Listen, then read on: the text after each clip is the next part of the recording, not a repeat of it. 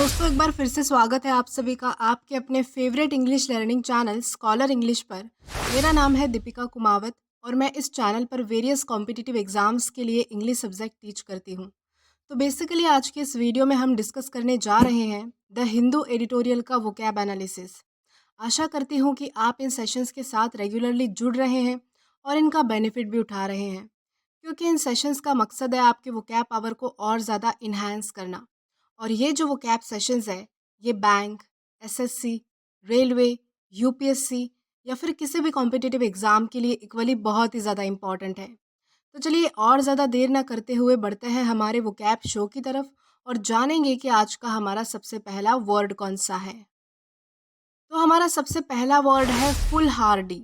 Full Hardy का मतलब होता है मूर्खतापूर्ण, बिना कोई परवाह किए कोई काम करना, उसे कहा जाएगा फुल हार्डी। और ये हमारे पास पार्ट्स ऑफ स्पीच में एग्जेक्टिव है, यानी कि विशेषण है। सिनोनिम इसका होता है रेकलेस, यानी कि बेपरवाह, जिसे कोई परवाह नहीं होती, किसी चीज़ की चिंता नहीं होती। For example, jumping into the waterfall despite the warnings is a foolhardy decision, यानी कि चेतावनी के बावजूद झरने में कूदना एक मूर्खतापूर्ण निर्णय है। इस कॉन्टेक्स्ट में हम जो है वो फुल हार्डी इस वर्ड का अलग अलग सेंटेंसेस में यूज़ कर पाएंगे। देन इसी के साथ हम आगे चलेंगे हमारे नेक्स्ट वर्ड की ओर और जानेंगे कि हमारा अगला वर्ड कौन सा है। तो इसके बाद हमारा अगला वर्ड है स्टैंड अप। स्टैंड अप का मतलब होता है विरोध करना या फिर सामना करना, किसी चीज़ से लड़ने या फिर उसका विरोध करने के लिए पर्याप्त रूप से मजबूत होना, उसे कहा जाएगा स्टैंड अप। और ये एक फ्रेजल वर्ब है। सिनोनिम इसका होता है रेजिस्ट या फिर डिफेंड, यानी कि खुद का बचाव करना, किसी का विरोध करना, सामना करना खुद को बचाने के लिए, उसे कहा जाएगा रेजिस्ट या फिर डिफेंड, जो कि स्टैंड अप का सिनोनिम है। अब एग्जाम्पल की हेल्प से देखते हैं। एग्जाम्पल इसका है, she stood up to the bullies at school, यानी कि वह स्कूल के गुंडों के सामने खड़ी हुई, यानी कि उनका विरोध किया, सामना किया खुद के बचाव के लिए। इस कॉन्टेक्स्ट में हम जो है वो स्टैंड अप इस फ्रेजल वर्ब का अलग अलग सेंटेंसेस में यूज़ कर सकते हैं। देन इसी के साथ हम आगे जाएंगे हमारे नेक्स्ट वर्ड की ओर और जानेंगे कि हमारा अगला वर्ड कौन सा है। फिर इसके बाद हमारा अगला वर्ड है ड्रैग ऑन। ड्रैग ऑन का मतलब होता है लंबा खींचना, किसी काम में या फिर किसी चीज़ में जो है वो बहुत ज़्यादा टाइम लगना, देरी होना, वो समय जो है वो बढ़ जाना, उसे कहा जाएगा ड्रैग ऑन। और ये एक फ्रेजल वर्ब है। सिनोनिम इसका होता है प्रोलॉन्ग या फिर परसिस्ट, यानी कि कोई काम जो है वो लंबा खींचना या फिर उसमें देरी होना या फिर उसे बहुत ज़्यादा टाइम लगना। For example, the wait at the airport drag on as flights were delayed due to the bad weather conditions, यानी कि खराब मौसम के कारण उड़ानों में देरी होने की वजह से हवाई अड्डे पर प्रतीक्षा जो है वो और भी ज़्यादा लंबी हो गई। इस कॉन्टेक्स्ट में हम जो है वो ड्रैग ऑन इस फ्रेजल वर्ब का अलग अलग सेंटेंसेस में यूज़ कर सकते हैं। देन इसी के साथ आगे बढ़ते हैं हमारे नेक्स्ट वर्ड की ओर और जानते हैं कि हमारा अगला वर्ड कौन सा है। तो देन इसके बाद हमारा अगला वर्ड है स्टेप अप। स्टेप अप का मतलब होता है बढ़ना, किसी चीज़ की अमाउंट, स्पीड या फिर इंटेंसिटी बढ़ना, उसे कहा जाएगा स्टेप अप। और ये एक फ्रेजल वर्ब है। सिनोनिम इसका होता है एक्सेलरेट या फिर इंक्रीज, यानी कि किसी चीज़ में जो है वो बढ़ोतरी होना, कोई चीज़ बढ़ना। For example, she step up her study schedule to ensure that she was fully prepared, यानी कि उसने ये सुनिश्चित करने के लिए अपने स्टडी शेड्यूल को आगे बढ़ाया कि वो पूरी तरह से तैयार थी। इस कॉन्टेक्स्ट में हम जो है वो स्टेप अप इस वर्ड का अलग अलग सेंटेंसेस में यूज़ कर सकते हैं। देन इसी के साथ हम आगे जाएंगे हमारे नेक्स्ट वर्ड की ओर और जानेंगे कि हमारा अगला वर्ड कौन सा है।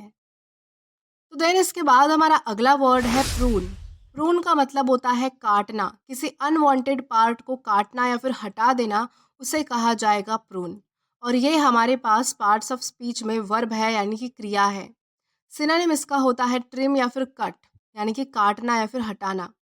For example, she prunes grammatical mistakes, यानी कि उसने जो है वो ग्रामेटिकल मिस्टेक्स को काटा या फिर हटा दिया। इस कॉन्टेक्स्ट में हम जो है वो प्रून इस वर्ड का अलग अलग सेंटेंसेस में यूज़ कर सकते हैं। देन इसी के साथ आगे चलते हैं हमारे नेक्स्ट वर्ड की ओर और जानते हैं कि हमारा अगला वर्ड कौन सा है। तो इसके बाद हमारा अगला वर्ड है स्टाइमी। स्टाइमी का मतलब होता है बाधा डालना, किसी काम में बाधा आना, रुकावट लाना, उसे कहा जाएगा स्टाइमी। और ये हमारे पास पार्ट्स ऑफ स्पीच में वर्ब है, यानी कि क्रिया है। सिनोनिम इसका होता है ऑब्स्ट्रक्ट या फिर इम्पीड, यानी कि बाधा डालना, कोई काम ना होने देना या फिर उसमें रुकावट लाना, उसे कहा जाएगा ऑब्स्ट्रक्ट या फिर इम्पीड। अब एग्जाम्पल की हेल्प से देखते हैं। एग्जाम्पल इसका है, her fear of public speaking stymied her career advancement. यानी कि सार्वजनिक रूप से बोलने के डर ने उसके करियर की उन्नति को रोक दिया। इस कॉन्टेक्स्ट में हम जो है वो स्टाइमी इस वर्ड का अलग अलग सेंटेंसेस में यूज़ कर सकते हैं। तो चलिए इसी के साथ आगे जाते हैं हमारे नेक्स्ट वर्ड की ओर और जानते हैं कि हमारा अगला वर्ड कौन सा है। तो इसके बाद हमारा अगला वर्ड है वू बैक। वू बैक का मतलब होता है आकर्षित करना, किसी का ध्यान अपनी ओर खींचना और अट्रैक्ट करना, उसे कहा जाएगा वू बैक। और ये हमारे पास फ्रेजल वर्ब है। सिनोनिम इसका होता है अट्रैक्ट या फिर इंटाइस, यानी कि किसी को अपनी ओर खींचना या फिर आकर्षित करना, लुभाना। For example, the restaurant has appointed new chefs to woo back customers. यानी कि रेस्टोरेंट ने जो है वो नए शेफ्स को अपॉइंट किया ताकि वो जो है वो कस्टमर्स को अपनी ओर खींच सके, आकर्षित कर सके। इस कॉन्टेक्स्ट में हम जो है वो वू बैक इस फ्रेजल वर्ब का अलग अलग सेंटेंसेस में यूज़ कर पाएंगे। देन इसी के साथ आगे चलते हैं हमारे नेक्स्ट वर्ड की ओर। तो इसके बाद हमारा अगला वर्ड है रिसीन। रिसीन का मतलब होता है रद्द करना, कैंसल कर देना कोई चीज़, उसे कहा जाएगा रिसीन। और ये हमारे पास पार्ट्स ऑफ स्पीच में वर्ब है, यानी कि क्रिया है। सिनोनिम इसका होता है रिवोक या फिर कैंसल, यानी कि रद्द करना। For example, the landlord rescinded the eviction notice after the tenant paid the overdue rent. यानी कि किराएदार द्वारा जो है वो बकाया किराया चुकाने के बाद मकान मालिक ने बेदखली का नोटिस जो है वो रद्द कर दिया। इस कॉन्टेक्स्ट में हम जो है वो रिसीन इस वर्ड का यूज़ कर सकते हैं अलग अलग सेंटेंसेस में। देन इसी के साथ हम आगे जाएंगे हमारे नेक्स्ट वर्ड की ओर और जानेंगे कि हमारा अगला वर्ड कौन सा है। तो इसके बाद हमारा अगला वर्ड है फ्रीबीज। फ्रीबीज का मतलब होता है मुफ्त में मिलने वाला, किसी को कोई चीज़ भेंट के रूप में फ्री में देना, बिना कोई चार्ज किए, बिना कोई पैसा लिए, उपहार के तौर पे देना या फिर गिफ्ट के तौर पे देना, उसे कहा जाएगा फ्रीबीज। और ये हमारे पास पार्ट्स ऑफ स्पीच में नाउन है। सिनोनिम इसका होता है फेवर या फिर गिफ्ट, यानी कि भेंट या फिर उपहार। For example, the company surprise it's employees with freebies. यानी कि कंपनी ने अपने कर्मचारियों को, यानी कि अपने एम्प्लॉयज़ को जो है वो गिफ्ट देकर चौंका दिया, सरप्राइज कर दिया। इस कॉन्टेक्स्ट में हम जो है वो फ्रीबीज इस वर्ड का यूज़ कर सकते हैं। देन इसी के साथ हम आगे बढ़ेंगे आज के हमारे लास्ट वर्ड की ओर और जानते हैं कि हमारा वो वर्ड कौन सा होता है। तो हमारा वर्ड है लेस। लेस का मतलब होता है मिलाना, कोई चीज़ जो बुरी है वो किसी और चीज़ में मिलाना, उसकी मिलावट कर देना, उसे कहा जाएगा लेस। और ये हमारे पास पार्ट्स ऑफ स्पीच में वर्ब है, यानी कि क्रिया है। सिनोनिम इसका होता है अडल्टरेटेड या फिर कंटामिनेटेड। अडल्टरेटेड का मतलब होता है मिलावटी होना और कंटामिनेटेड का मतलब होता है दूषित होना, यानी कि खराब हो जाना। For example, drink was laced with a poison. यानी कि जो ड्रिंक है, जो पेय पदार्थ है, उसमें जो है वो जहर मिलाया गया था, उसकी मिलावट की गई थी।